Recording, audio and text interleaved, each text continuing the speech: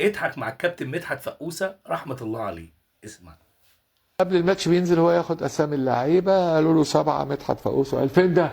فين الولد ده؟ انا قال كده، انا قلبي ده وقع، بس أنا انا عملت لطيف بقى وانا عيل عندي 16 سنه ونص.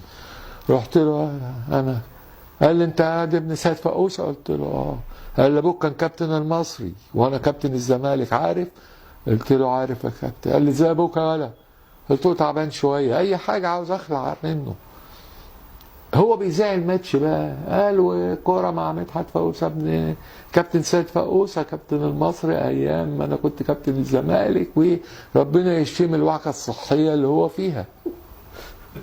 رجعت بالليل لقيت 2000 واحد تحت البيت، احنا مشهورين هناك قوي. في ايه؟ قالوا عم السيد تعبان فوق. طلعت اجري لقيته نايم في السرير ولابس الجزمه ومتغطي. قلت له مالك؟ قال لي عيان. قلت له امتى؟ قال لي لسه لطيف قايل في التلفزيون هكذب الراجل.